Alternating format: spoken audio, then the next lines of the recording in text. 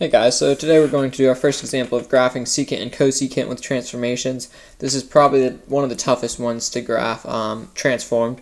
So let's just get started. When I do these, I redraw. Let me get a pin out here. Or I think of it as it's going to be a transformation of the secant of this sine function, because cosecant of x equals 1 over sine x.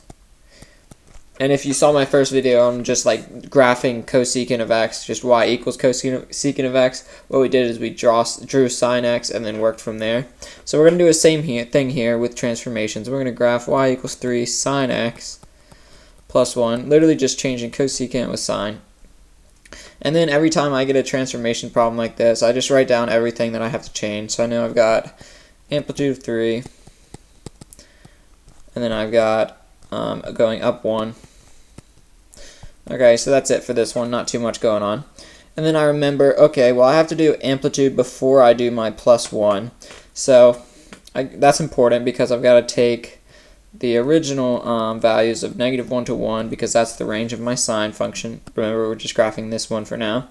And now it's multiplied by 3, so now it's turned into going from -3 to 3. And then we've added this 1, so now we're going -3 plus 1 is going to be -2. Then 3 plus 1 is 4. So that's our range. I'm going to draw that in now.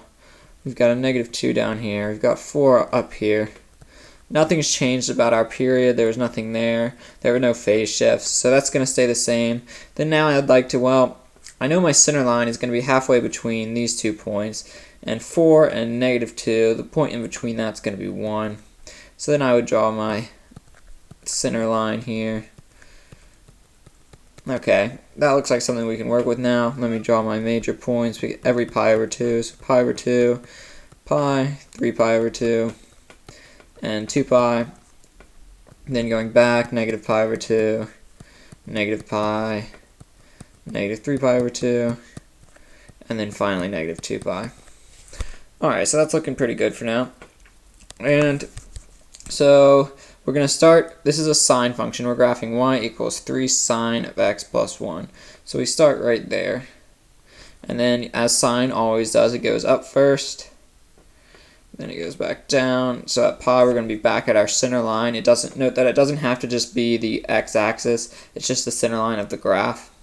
So then it's going to be going down, we're going to be at our bottom point at 3 pi over 2. Then we're going to go right back up to the center line at 2 pi. That's not a very good drawing. Let me make sure it's at 2 pi. There we go. And then it's going to be a similar thing here. We're going to be going down. Going to go back up to that center line. Go up to 4. And going back down to 1. Alright, so now we've got all our points. And we've got our sine function. And if you remember, now we've got to draw what we actually are trying to draw, which is the cosecant. Let me get a different color out. We'll try blue.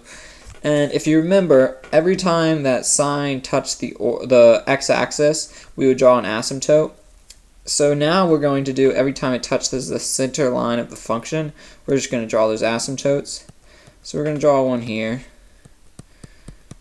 and then one here, and there, and there,